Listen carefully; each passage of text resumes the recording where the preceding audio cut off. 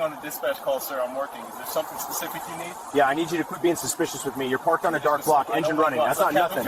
You're welcome to look, because you're not cooperating. Hands where I can see them. They are on the wheel, man. Most nights blend together when you work late.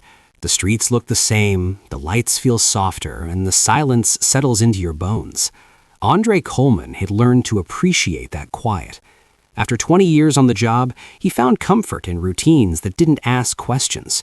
Drive, wait, listen, observe. That night, parked along a dim industrial block in Westbridge City, Andre was doing exactly what he had done hundreds of times before. Engine running, radio low, hands resting on the wheel. From the outside, he looked like just another cab driver killing time between dispatch calls. And that was the point. What he didn't expect was the flash of red and blue in his mirror. He felt it before he saw it, that familiar tightening in the chest, the instinct that told him this wasn't about parking or procedure. He took a slow breath, reminded himself to stay steady, to let the moment reveal itself. Because sometimes the clearest picture of a system isn't found in policy manuals or meetings. It's found on a dark street late at night when someone thinks no one important is watching. The officer walked up fast, boots heavy against the pavement, flashlight already pointed straight through the open window. His name was Officer Kyle Mercer, early 30s, 7 years on patrol, known for being aggressive during night shifts. Andre could hear it in his voice before he fully processed the words. "What are you doing out here this late? This isn't a taxi stand. You just sitting here for no reason?" Andre kept his hands visible, posture relaxed. "Waiting on a dispatch call. I'm working." Mercer snorted lightly, like he'd heard a joke he didn't appreciate. "Yeah, well, you look suspicious. Dark block, engine running. That's not nothing." Andre felt the familiar irritation rise, the one he'd learned to keep behind his ribs. "You're welcome to look." Mercer's tone sharpened immediately. "You're not cooperating. Hands where I can see them." Andre glanced down at his hands, already on the wheel. "They are on the wheel." Mercer leaned closer, his voice louder now, impatient, framing the stop as resistance without saying it outright. He hadn't identified a crime, he hadn't asked for license or registration, but his posture said he'd already decided how this was going to go. "Step out of the vehicle if you don't want this to get complicated." Andre didn't move. He didn't argue either. He asked calmly, "Am I being detained?" Mercer paused, just long enough for annoyance to register. "You're about to be if you keep this up." The exchange drew attention. A passing car slowed, then moved on. Mercer shifted his body to block the open door, as if controlling the space would control the outcome. Andre had been here before, just on the other side of the window. For most of his career, he'd worn the uniform, carried the badge, given commands. Now, stripped of those signals, he could feel how differently the same words landed. He reached slowly toward the center console. Mercer snapped instantly, "Don't reach." "I'm getting my license. Where would you like me to put it?" Mercer stared, then nodded toward the dash. "There, slowly." Andre complied. Mercer glanced at the license but didn't take it. Instead, he started circling questions. "Who owns this cab? Is it registered to you? You authorized to be in this area?" Andre answered each one once, clearly, without embellishment. When Mercer repeated himself, Andre stayed quiet. That silence seemed to irritate Mercer more than shouting would have. Mercer keyed his radio, requesting a routine check without details, then leaned back into the window. "You need to understand something. This isn't a discussion." Andre met his eyes. "Understood. I'm asking for the reason for the stop." Mercer ignored the question. "Step out. Last warning." Andre took a breath. "Before you do that, I'm going to advise you to slow this down." Mercer laughed sharply. "Is that a threat?" "No, it's advice." Mercer's expression hardened. He stepped back and raised his voice so the body camera would catch it clearly. "Dispatch, send me another unit. Driver is refusing lawful commands." Andre noticed what Mercer didn't, the radio operator's silence, the way the night had gone quiet around them. Mercer stepped closer again, posture wider, flashlight fixed now instead of searching. "Hands on the wheel. Do it now." Andre complied without comment. The silence stretched. Mercer filled it by narrating authority. "You want to play games? I can shut this cab down for the night." Andre nodded once. "Understood." The officer paced, then leaned in again, repeating the same questions about ownership and authorization. Andre's answers stayed short and precise, the way officers were trained to speak on the stand, not the way civilians usually spoke on the roadside. Mercer either didn't notice or didn't care. "Step out of the vehicle. I'm requesting a supervisor." Mercer's jaw tightened. "That's not how this works." He pulled the door wider, forcing Andre to shift his leg back to keep balance. Not violent, but deliberate.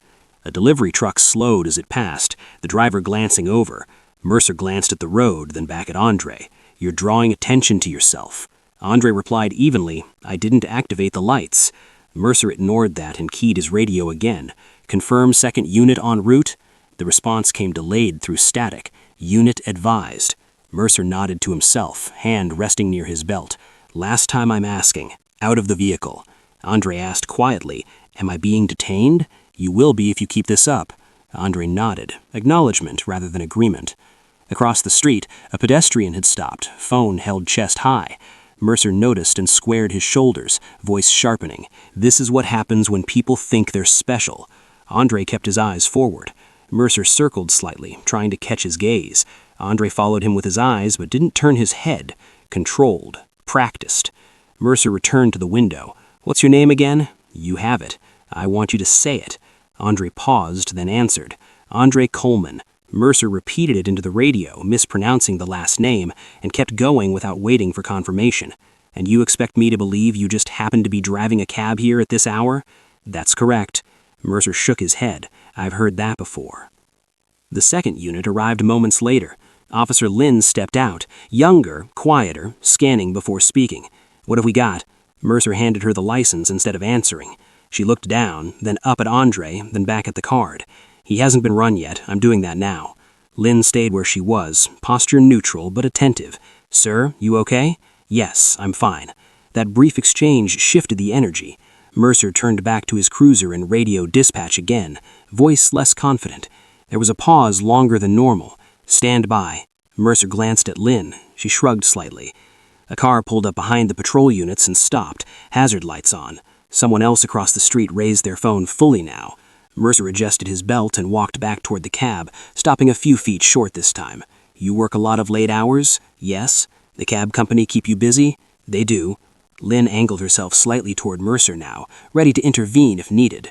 Dispatch came back on the radio. "Stand by for supervisor." Mercer snapped his head toward the radio. "For what reason?" "Supervisor request per policy." Silence followed. Mercer looked at Lynn, then back at Andre. Andre spoke calmly. "I requested a supervisor earlier." Minutes later, a third vehicle arrived.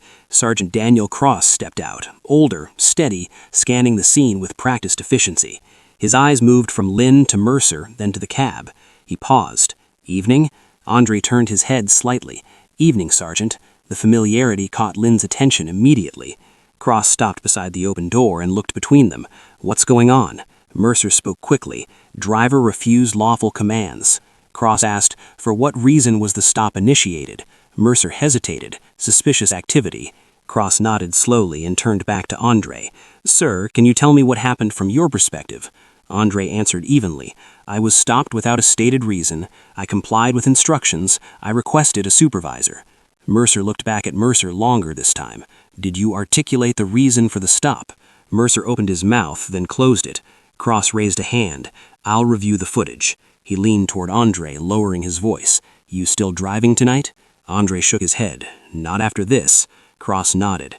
He turned back to the officers. "This stop is over. Handle the rest internally." Mercer stood still, eyes forward, the weight of the moment settling in.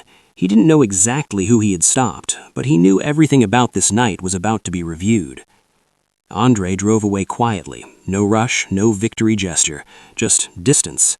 At the station, Mercer was escorted to an interview room and told to wait. His body camera was secured. An hour later, Internal Affairs played the footage in silence. The commands, the escalation, the failure to articulate, the moment the license was finally read. The conclusion was clear. Mercer was placed on immediate administrative leave pending termination. Badge and firearm collected. 2 weeks later, the department released a brief statement confirming an officer resignation following an internal investigation into a traffic stop captured on body camera footage. Andre returned to his role quietly.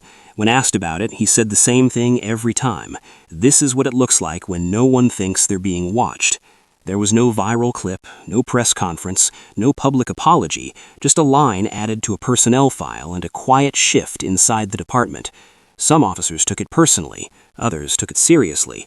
The footage was shown in roll call, not as punishment, but as a mirror, because the hardest truth wasn't that one officer crossed the line. It was how easily he did it when he believed the person on the other side of the window didn't matter. Andre didn't consider it revenge. He didn't even consider it justice in the way people like to imagine. To him, it was accountability, slow and uncomfortable. He went back to work, back to meetings, back to paperwork, but something had changed. Complaints were reviewed differently. Supervisors asked better questions. Some patterns that had been ignored were finally documented. If this story made you uncomfortable, that's not an